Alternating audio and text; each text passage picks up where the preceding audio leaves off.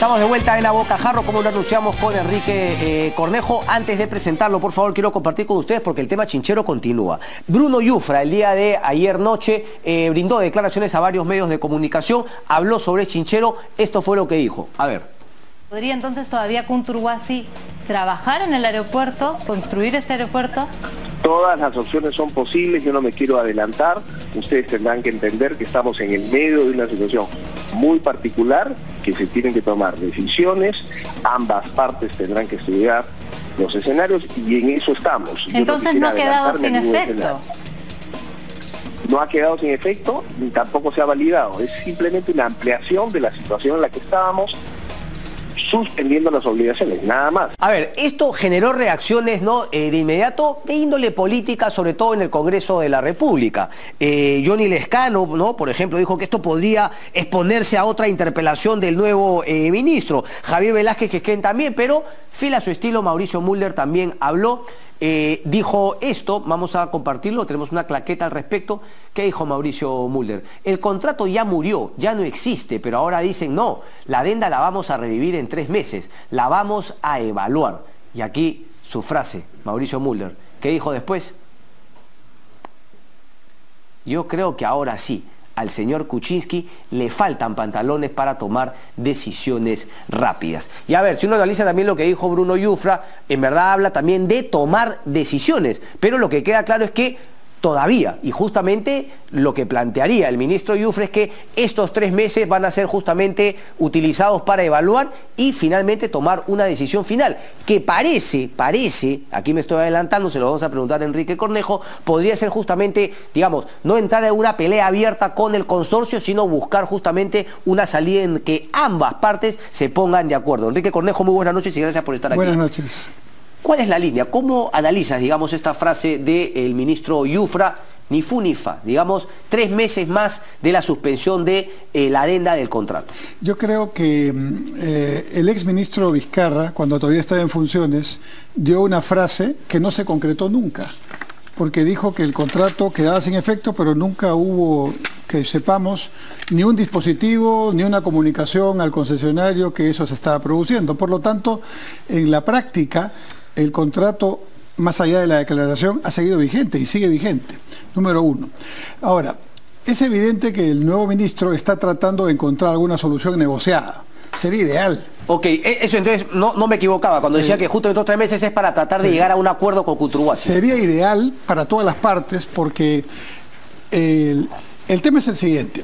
Una concesión tiene 2 conceptos básicos de fondo que aquí han estado en discusión.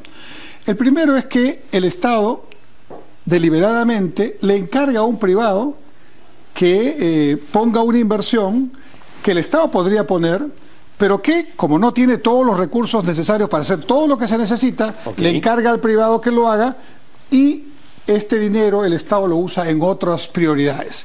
Esto permite ganar tiempo y además ganar eficiencia porque se supone que el privado tiene la expertise en este tema, tanto en construcción, pero principalmente en operación. Esta primera premisa queda en discusión con el tipo de contrato que se hizo originalmente, porque esta es una concesión cofinanciada, es decir, el Estado pone parte de la inversión necesaria y sin embargo esa parte es más del 80% del total. Entonces, lo que aquí ocurre, y esta es la segunda premisa básica de una concesión para que funcione, que tiene que estar equilibrado el riesgo entre el concedente, MTC, y el concesionario, la empresa Kunturwasi. ¿Necesariamente tiene que ser, perdón, 50-50, o sea, mitad-mitad? No. No necesariamente. Tiene que estar equilibrado, en el sentido, no necesariamente 50-50, sino que lo que cada quien pone tiene que ser correspondiente al riesgo en el que incurre. Y aquí viene un grave problema de origen de este contrato. Esta es una concesión donde el concedente está poniendo la mayor cantidad de dinero y el concesionario está poniendo una cantidad muy pequeñita. Entonces, la pregunta es, ¿por qué tendría que hacerse por una concesión cuando la mayor parte de la inversión la pone el propio Estado? Entonces, quizás el problema de origen de este contrato es que debió dividirse en 2 partes. Una parte por obra pública para la construcción, tal vez el equipamiento, y otra parte, que no creo que el Estado la pueda hacer eficientemente, para la gestión, operación y mantenimiento por concesión. De esta forma, la inversión para la operación y mantenimiento, que es definitivamente mucho menor, hubiera estado quizás al alcance de la espalda financiera que podía tener esta empresa, que parece que además anda en problemas. Y entonces no se hubiera producido esta situación tan curiosa de que traigo a un privado para yo poner la mayor parte del dinero, y ahora viene el tercer problema, que es como encontró el gobierno de Kuczynski esta situación, porque este problema se origina en el gobierno de Humala. Pero cuando llega Kuczynski y sus ministros encuentran... Perdón que te interrumpa, entonces sí es cierto, porque a veces la gente conturguasi dice, oye, están planteando que ahora se ha cambiado el riesgo. La verdad es que el riesgo estaba planteado así desde el inicio del contrato. Había un desequilibrio en los riesgos claramente. O sea, nuevamente, fue un contrato pésimamente firmado, elaborado. Tiene un problema de origen en el gobierno de Humala. Más allá del tema de los intereses, que sí tiene razón Alonso Segura en decir, bueno, 22% era una locura, yo no lo iba a aceptar, pero el origen, la base del contrato sí estaba mal hecha. Debió dividirse en dos: obra pública para la parte que fundamentalmente está poniendo el Estado, y concesión, concurso y contrato aparte, por allá con una empresa como Conturguasi, para la operación y mantenimiento, que ahí no lo veo al Estado siendo eficiente en esa tarea. Ya, no se hizo así, llega el gobierno de Kuczynski y encuentra este problema de fondo, pero en lugar de concentrarse en el problema de fondo y aprovechar una ventaja de que el concesionario no había solucionado el problema financiero y tenía la excelente excusa para decir, renegociemos. Ya, entonces, a ver, nuevamente, perdón que te corte. Es cierto entonces que ante la presentación de esa tasa de interés, ¿no? El Estado, nosotros los peruanos teníamos la sartén por el mango. Cosa que se perdió cuando se firmó la adenda. Por supuesto, porque en ese momento el concesionario era el que estaba en falta, digamos así. Porque su papel, que es la de buscar el financiamiento, en la práctica no lo había conseguido, y encima con unas tasas que son las que conocemos. Entonces el Estado pudo decir ahí, mira, esto no lo puedo pasar, pero además hay este otro problema, renegociemos en este momento. Y tenía toda la autoridad moral, estaba recién entrando. En lugar de hacer eso, ¿Por qué no lo hizo? Ese es un tema que tendrían que responder quienes estuvieron ahí. Tal vez el ministro Vizcarra podría aclararlo. Yo puedo entender que tenían la buena voluntad de destrabar. Y al destrabar, en realidad, dejaron el único elemento que estaba a favor del Estado para renegociar en condiciones más o menos adecuadas. Pero ese término de destrabar es amplísimo. Sí, o sea, ¿destrabar a favor de quién? O aquí pueden haber dos hipótesis. O se quería destrabar con la mejor buena voluntad, yo espero que eso sea, o había algún interés de solucionar este problema para el concesionario, que sería un tema más complicado. Una combinación de ambas en todo caso, ¿no? Darle una mano al concesionario y de paso ganarte un porotito con los cusqueños y finalmente aumentar el tema de la inversión, que es un tema que, digamos, este gobierno quiere impulsar, pero no encuentra cómo. Y entonces se genera un problema que no había, y es que se firma la adenda con la cual el problema del concesionario pasa a ser del concedente, porque en realidad es el Estado el que ahora busca el financiamiento, ¿no? Y se pierde la oportunidad de renegociar lo principal, que es este desequilibrio de riesgos que mencionaba anteriormente. ¿Por qué entonces Enrique Cornejo ha dicho que el informe del Contralor, digamos, no era técnico, no era muy malo, cuando, digamos, con esta explicación le está dando la razón? Esa adenda no fue buena, no se debió firmar. Lo que pasa es que la Contraloría entra en una contradicción. ¿Por qué? Porque para poder, digamos, sostener lo que sostiene y dar las demandas que supuestamente se han generado, ¿no? Sostiene que la adenda no es la adecuada, ahí podemos estar de acuerdo, pero dice que hay que volver al contrato original. No, pero dice que hay que volver al contrato original en ese momento en el cual tú planteabas que se habían quedado, pues. O sea, la adenda no funciona, volvamos a la situación en que tú planteas 22% y yo te digo no. ¿Cómo arreglamos? Eso es lo que planteaba, o sea, decía que la adenda mal. Eso lo repite Fiorella Molinelli, pero no es cierto. No está diciendo que se incumple el contrato inicialmente con el 22%. Dice justamente eso que tú planteaste. Y la pregunta que hago yo entonces, ¿y por qué no se pone también en la lista de los que tienen que responder por Según la Contraloría, ese informe viene ahorita. En un par de semanas va a salir un informe únicamente vinculado al contrato inicial. Este fue respecto del tema de la adenda. Bueno, entonces tendremos ya la visión completa del asunto, pero a mí me parece que el error principal no nace con este gobierno, sino con el anterior. y quienes defienden el contrato original y la adenda, ambos están equivocados. Correcto, entonces digamos, el error principal obviamente es el error de origen, pero el error secundario y digamos uno de los más garrafales, porque esto, como tú lo has planteado, también nos lleva al CIADI y finalmente perdemos por el tema de la adenda. No, si vamos al CIADI, creo que la solución, por más abogados buenos que pongamos, no va a ser muy buena para el Estado peruano. Pregunta Enrique Cornejo, ¿se puede dejar sin efecto la adenda y no el contrato? Porque claro, los congresistas están planteando, no, este contrato ya está muerto. ¿Se podría dejar sin efecto la adenda? Siempre es posible. Siempre es posible. Bueno, y está firmada, entonces hay que ponernos de acuerdo. A ver, yo planteo lo siguiente. A ver. ¿Cuál situación sería mejor? ¿Un gana-gana o un pierde-pierde? Un gana-gana, sí. Ya, un gana-gana, ok. Entonces, en este momento estamos en una situación donde es un gana la empresa y pierde el Estado, pero también pierde la empresa, porque yo no creo que su objetivo sea irse al CIADI. Su objetivo debería ser tratar de lograr que el contrato se resuelva de una manera adecuada. Digo yo. Parece que son dos intereses distintos. En el grupo de los argentinos sí estarían por seguir adelante con el proyecto, pero a Andindo Investment, que es el otro socio de Conturhuasi, por la situación en la cual está, sí podrían recuperar su platita y finalmente salir. Ellos se van a quedar con otros intereses. Pero bueno, es una hipótesis. Es una hipótesis, ya. Porque resulta que una renegociación de buena fe, aún sabiendo que legalmente las cosas no son fáciles, podría ser, oye, el aeropuerto es importante, no es cualquier aeropuerto, es el aeropuerto de Cusco, y es necesarísimo, porque el aeropuerto Velasco Astete ya tiene problemas de operatividad. Tú sabes que yo aprendí en el Ministerio de Transportes que algo que se decía comúnmente, que los vuelos no pueden ir de noche, no es tan cierto. Que los vientos en Cusco apenas son en 2 o 3 horas de la tarde, pero durante toda la noche y la madrugada se puede volar al Cusco con total tranquilidad y seguridad. ¿Cuál es el problema entonces? Que el aeropuerto está en medio de la ciudad. Correcto. Y hay un pueblo que se llama San Sebastián, que está apenas al costadito de la pista, que si tú vuelas a las 11, 12, 1 de la mañana no los vas a dejar dormir.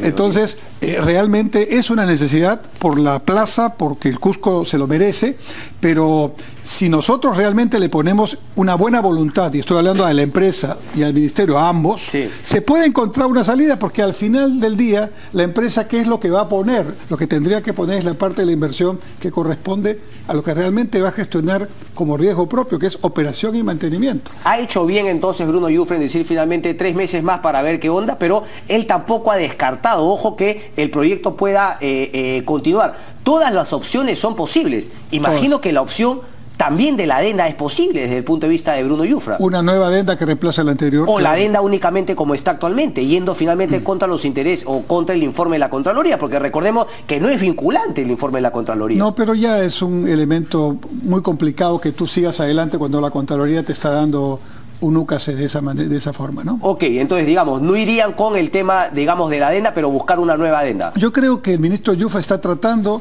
de encontrar, sobre la base de la buena fe de ambas partes, una solución. Y ojalá que se logre, porque sería lo mejor, lo menos dañino para todos. Pero sí coincide que hay una contradicción con lo que planteó Martín Vizcarra. Sí, claro. Hay una contradicción. Bueno, claro. Pocos han señalado esta situación. Martín Vizcarra dice, queda sin efecto... Chinchero va, pero el contrato no tiene el suficiente respaldo para poder ejecutarlo. Definitivamente no podemos conservarlo. Y ojo que él hablaba del contrato, ni siquiera de la adenda. No podemos conservarlo. Lo que debió ocurrir ahí es una comunicación que deje sin efecto, que una de las partes, de acuerdo al propio contrato, tiene que dejar sin efecto el tema, y eso nunca ha ocurrido. No ha ocurrido ni del gobierno ni Conturhuasi no lo va a hacer, porque si Conturhuasi lo hace ya no podría ir al CIADI. Claro. Conturhuasi tenía que denunciar que de manera unilateral el Estado le ha cerrado el contrato. En el mejor de los casos, un arbitraje en el CIADI puede demorar 3 a 4 años, ¿no? Sí. Y yo creo que no conviene a ninguna de las partes someternos a esta situación, y menos al Cusco, que está mirando esta situación. Déjeme hacerle una pregunta ya más política que técnica.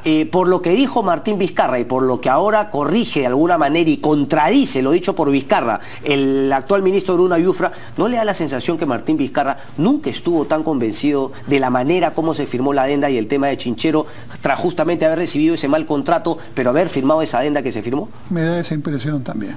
Lo han presionado también un grupo de gente alrededor de Pedro Pablo Kuczynski. Me da esa impresión, no sé quién, pero claramente, por lo menos él, que yo creo que estaba haciendo una gestión, digamos, bastante dedicada, y creo que del gabinete era uno de los ministros que mejor hacía su trabajo, terminó enredado en este asunto y creo que no muy a gusto. ¿No es responsabilidad también entonces de este gobierno la situación como acabó Martín Vizcarra fuera del gabinete? Yo creo que sí.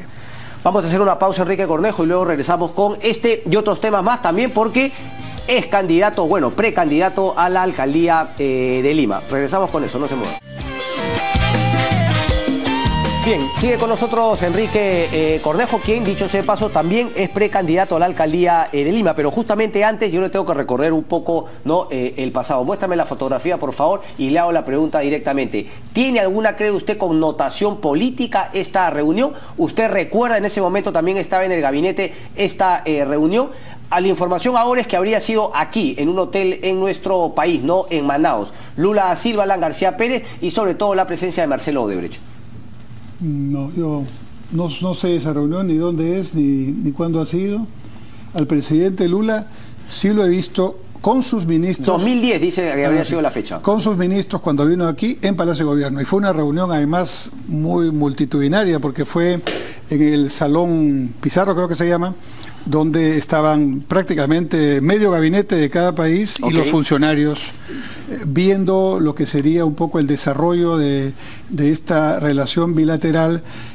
Yo me acuerdo que por lo menos ahí se hablaron de algunos temas muy concretos que hacían que la integración no funcionase, como por ejemplo pasa la frontera con Brasil y el Wi-Fi no funciona, tiene que pedir roaming internacional. Correcto. O los peruanos están en el río y cruzan la línea y los prácticos brasileños son los que tienen que ponerse en la chata. Claro. Entonces la integración ahí se acabó. Pero, digamos, no coincide últimamente mucho, por no decir nada, con congresistas, pero en esta coincide que finalmente no tiene mayor connotación política ni penal esa fotografía. Bueno, la verdad que tendríamos que saber qué dijeron, qué hablaron, sobre qué. Es solamente una fotografía, la verdad, lo que ha presentado el diario Correo. Ahora, yo le quería preguntar, estamos 31, mañana 1 de junio, se supone que salen todas las informaciones respecto de Brasil. Espero que salgan de una vez. Espero que salga de una vez. La pregunta es, usted, digamos, ¿va a sentir fortalecido o tiene alguna preocupación de lo que pueda salir de ahí? No. Porque, ojo que le digo, Alan García Pérez dice exactamente lo mismo que usted. Que salga, porque yo estoy seguro esto me va a fortalecer. Yo sí estoy verdaderamente interesado en que salga ya. ¿Por qué? Porque mientras no sale queda la especulación, quién vendrá, qué será, qué... Ahora, pero ahí no muere, o sea, obviamente hay muchas cosas... No, esto es el inicio, te voy a explicar por qué. Porque estas son las delaciones que han hecho funcionarios de Odebrecht, ¿no? Pero la información de toda la corrupción está en Suiza.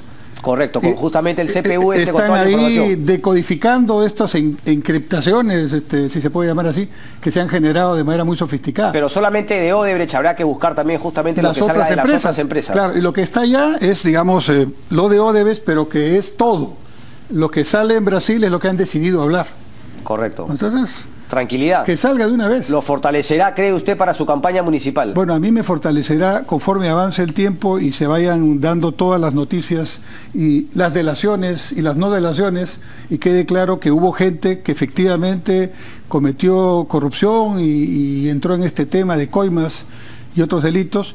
Y hubo gente, y yo me incluyo ahí, que hicimos todo lo posible por hacer obras de la mejor manera, y terminamos con gente que estaba cerca de nosotros y que estaba haciendo una actividad paralela y delictiva. Cuénteme, por favor, de Contigo Ciudadano. ¿Cuántas firmas van? ¿Cómo va ese tema? Van 15 días, ya tenemos más de 10.000 firmas. Ok. ¿Cuántas son necesarias? 298.000. 298.000. Sí. Pero hay que tener un poco más porque el formato, a ver, cosas básicas. Hay que poner la fecha de nacimiento, yo no sé por qué. Y cuando se le da el formulario a una señora, a una señorita, es lo primero que dice, bueno, ¿y por qué tengo que poner mi año de nacimiento? ¿No? Correcto. Entonces son cosas que están empezando a ocurrir. Por otro lado, muchas personas no se acuerdan cómo han firmado su DNI, ¿no? Uno tiene una firma a veces y no, tiene... a mí me pasa constantemente. Bueno, y que eso te las observan en el jurado. Se invalida si la firma, la huella, el nombre, la fecha de nacimiento o el número del DNI tienen alguna equivocación. Y bueno, todavía estamos en la fecha, en la parte escribal, ¿no? Ojalá que en algún momento, como ha dicho el jefe de la OMPE, pero ya no vale para esta elección, pongamos el biométrico y se acabó, ¿no? Y se acabó el tema. Sí. Ahora, la pregunta es, si no llegase a recolectar las firmas, ¿siempre estaría la posibilidad de ir con un partido que ya tenga la inscripción? Yo rechacé esas invitaciones cuando se me hicieron hace unas semanas. Pero digamos, a portas de la elección, cuando ve que finalmente no llega de ninguna manera, tiene todavía no todo este año, y hasta cuándo es que se puede recolectar No, eso? tengo la seguridad que vamos a lograr las firmas. Y no me gustaría estar en esa disyuntiva. Yo ya rechacé, porque creo que lo que me corresponde hacer, saliendo a un partido político con el que he tenido discrepancias de acción interna y de método político, pasarme a otro que, por más pequeño que sea, también tiene un poquito de lo del otro, en chiquito, me parecería que no sería conveniente. Yo creo que buena parte de la gente que tiene expectativa de lo que podamos hacer dice, bueno, ya que estás en este movimiento independiente, empieza de cero y hazlo bien. Correcto. No te equivoques, busca a la gente Ese que te acompañe, que sea la adecuada. Eso es lo que me dicen en la calle. Ese sería un gran punto. ¿Y cuál sería la gran diferencia? Porque finalmente Luis Castañeda Alonso, se supone que para muchos no, el mejor alcalde de la historia y qué sé yo, empieza obviamente a caer, pero en picada. ¿Qué puede estar pasando? ¿Qué cambió en el ánimo finalmente de la ciudadanía? Empezaron a ver que, claro, cualquier cemento no es una gran obra y que no soluciona el problema. ¿Cuál es la lectura que hace Enrique Cornejo al respecto? Yo creo que Luis Castañeda es un político que ha tenido la característica, digamos, muy difícil de lograr así, con estrategia y todo, de tener una gran simpatía y un carisma en la población. Tuvo gobiernos anteriores donde hizo cosas que impactaron mucho, sobre todo en los sectores populares, ¿no? Me refiero a las escaleras, me refiero a los hospitales de solidaridad, y la gente lo recuerda con cariño por eso. Pero es claro, y así ocurrió en la campaña pasada, que se presentó a la campaña muy seguro de que ya ganaba, ¿no? Y la verdad que no hizo mucho su tarea. No hay plan en este momento. Y cuando llegó, encontró que había un plan con M, 2035, que se había realizado en la gestión de la señora Susana. Y en lugar de tomarlo, yo lo hubiera tomado, lo hubiera mejorado tal vez, o lo hubiera agregado cosas que me parecen podrían agregarse, pero lo hubiera utilizado. Él no solamente no lo utiliza, sino que saca a toda la gente que lo ¿Cree que no tiene norte, no tiene plan esta gestión? Estoy absolutamente seguro.